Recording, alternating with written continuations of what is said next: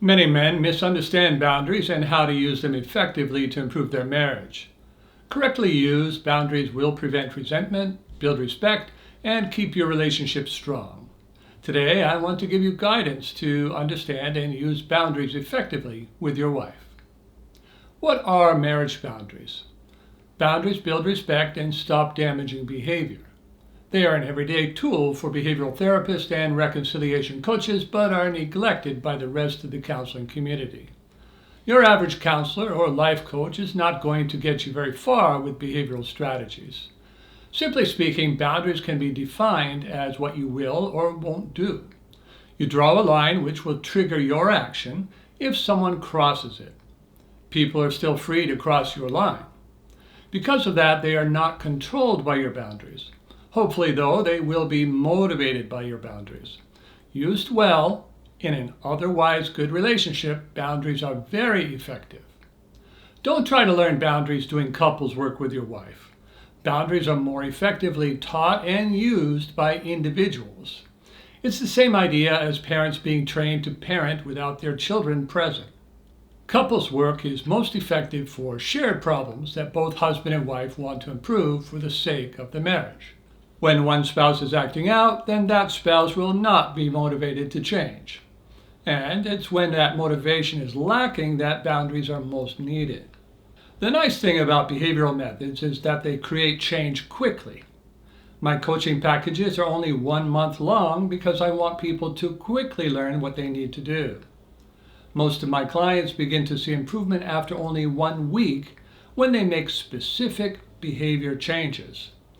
If you're attending coaching or counseling and doing what your coach or counselor says but see no improvement within a month's time, then I recommend you to change to someone who has a behavioral approach.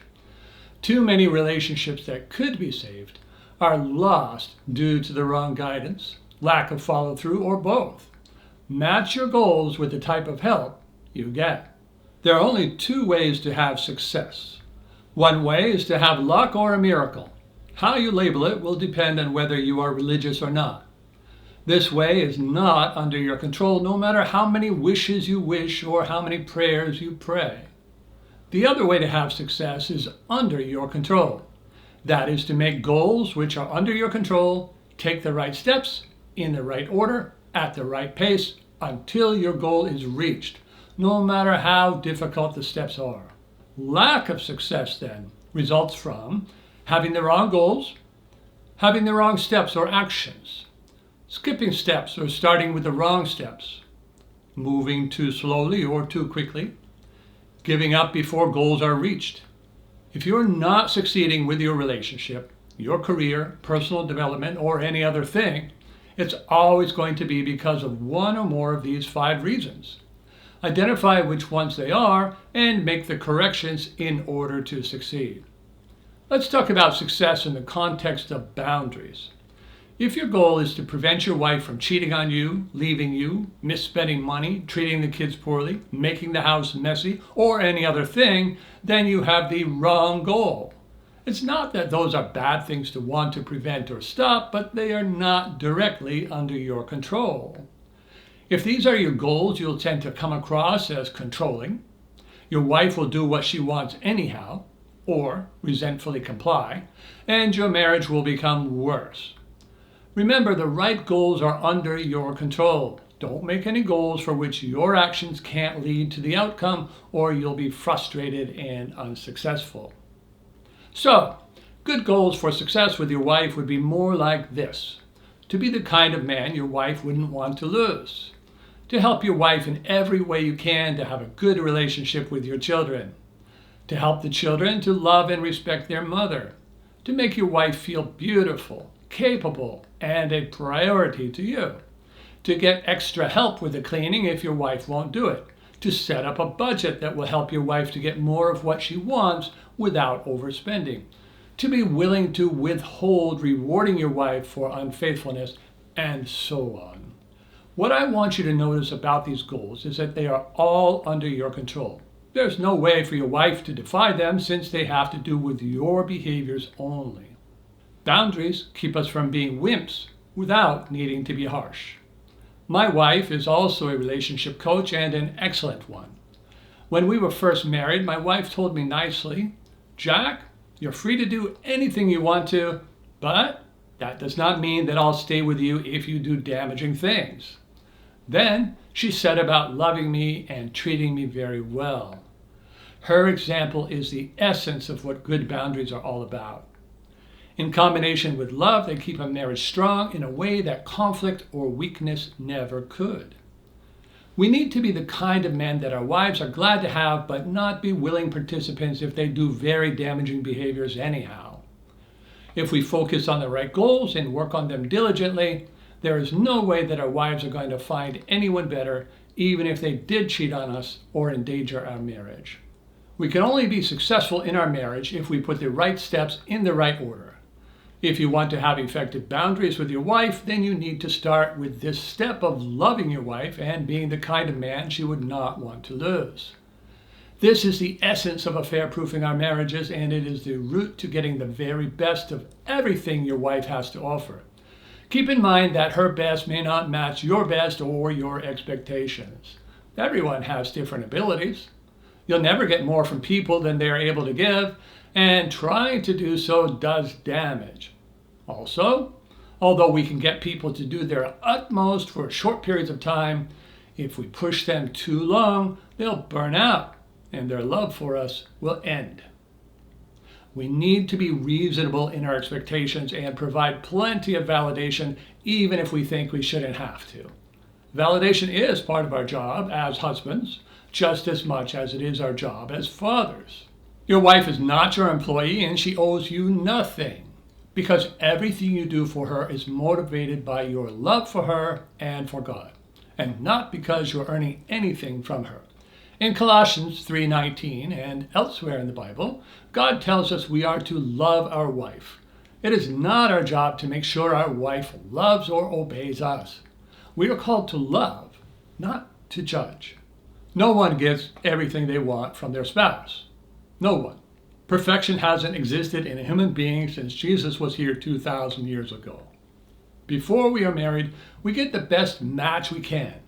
Then we accept, for better or worse, all those better and worse parts of our spouse. We don't try to train or control.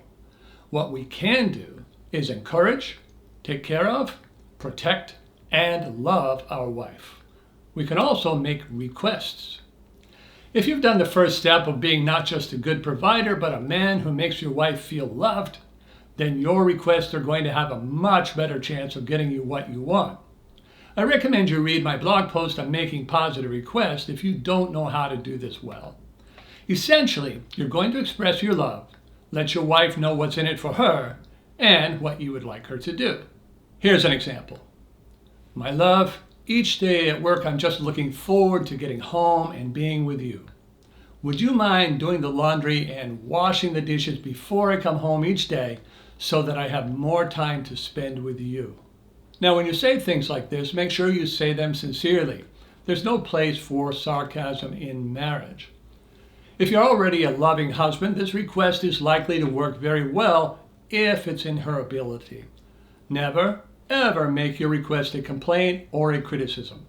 Never use fairness as your request reason, as that is telling your wife she is unfair. Never tell her it is her duty, as that makes loving you a job. Express your love, make it a win-win request, meaning that you both get something out of it, and be sure to make her feel good for agreeing if she does agree. Remember, you won't always get what you want, so don't get upset if she refuses. Your next step may be just living without it, or maybe using boundaries. All the boundaries in the world won't get you everything you want because you can't get everything you want. However, if what you want is necessary for keeping you safe, keeping others safe, staying faithful to God, or being able to continue to love your wife, then you need a boundary. Not to use a boundary in these situations would do even more damage to your marriage. Boundaries are actions you take, not demands you make. And the purpose of the boundary is primarily to create a win-win relationship for you and your wife. If it benefits you only, then it's not appropriate for a boundary. It may be with other people, but not with your wife. We are joined through marriage, and what is not good for her is not good for us. Let me give you a few examples of when to use boundaries. If you're tired from work and have to come home and take care of the kids and clean too, eventually you'll burn out. Your love for your wife will be gone. That'll be bad for you, your wife, and your kids. A boundary is needed for everyone's sake. If your wife were refusing to have sex, it could be the same situation. It's likely to lead to loss of love, resentment, and eventual divorce. If your wife was treating you disrespectfully and you just took it, or were disrespectful back, it would lead to more and more emotional distance. That would be bad for both of you. If you want to have sex every day, and your wife will have sex, but not every day, it's not a reason for a boundary. This is not a damaging situation. People differ in how often they desire sex. Disappointment is not the same as damage. Do you get the point? Your boundaries need to be based not only on what you want, but on keeping your marriage and family healthy. Many people want to jump in with boundaries in these situations, but you can only use boundaries effectively if you've done the first step of loving your wife with all of your ability. If she does not look forward to seeing you each day, then you have to start with getting better at loving your wife. Love comes first, then request, and then you can use boundaries for deal breakers and marriage killers. When a man asks me if he can use boundaries to end his wife's affair or prevent divorce, I ask him how much his wife cares about losing him. If she doesn't, then my answer will be that the boundaries will only create more conflict.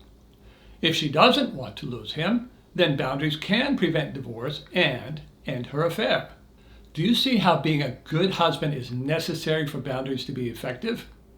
People who are not valuable cannot start with boundaries to rebuild a marriage. Love comes first.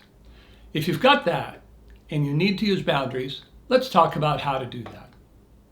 Boundaries are expressed with love. No matter how angry your spouse's behavior makes you, your boundaries need to be consistent with your loving behavior. Boundaries are not weapons.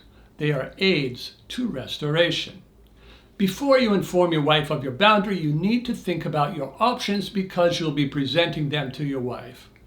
Boundaries are not discussions or problem-solving sessions. Anytime you try to discuss a boundary, it will degrade into an argument.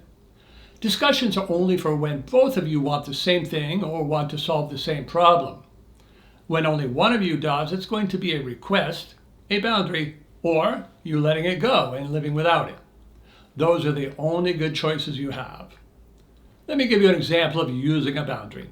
Let's go back to the cleaning example.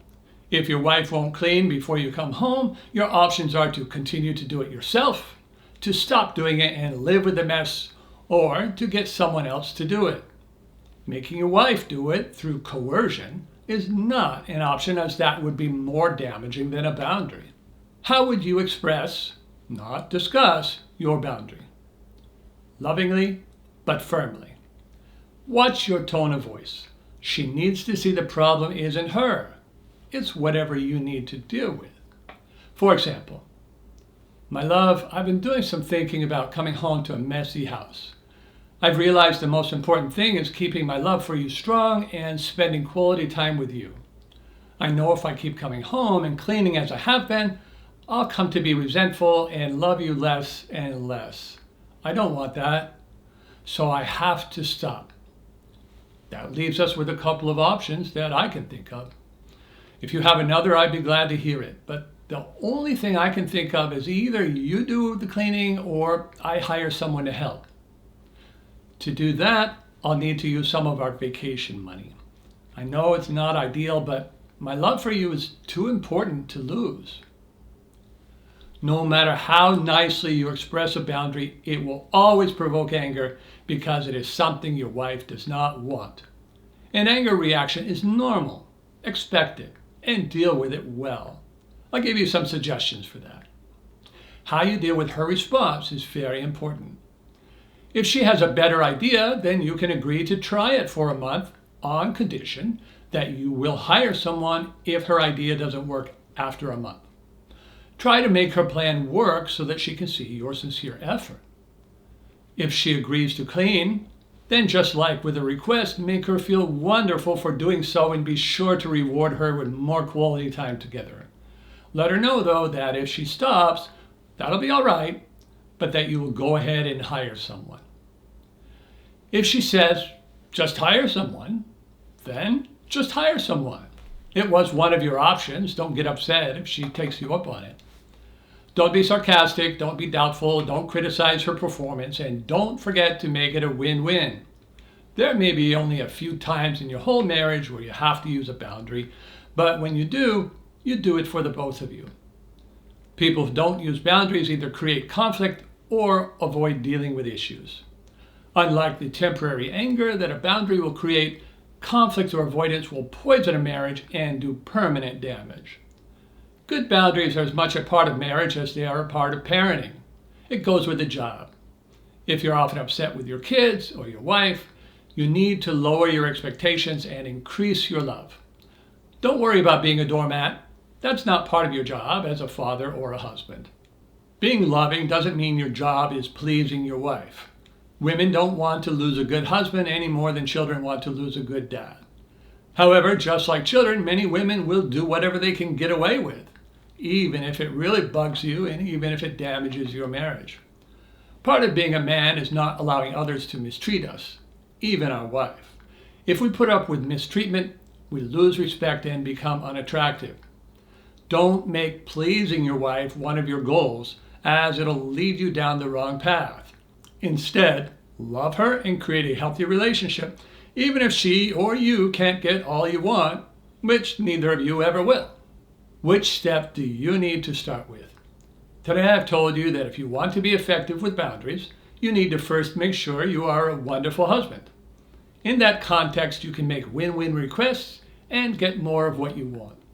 Also, if your wife can't or won't stop a relationship-damaging behavior, you can present her with your options in a loving but firm way. You then follow through for the sake of your relationship, even though she will most certainly be angry in the short term. I probably made boundaries seem much simpler than they are, but like all skills, they are difficult to learn and easy once you are good at them. If you would like help with any of these steps, I'd be glad to help. I'll put a link to my coaching package called Restore a Loving Relationship with a Difficult Spouse in the description. If you'll use the right steps in the right order, you can create a better relationship for you and your wife, even if she doesn't want that now. Your step-by-step actions can get her to that place.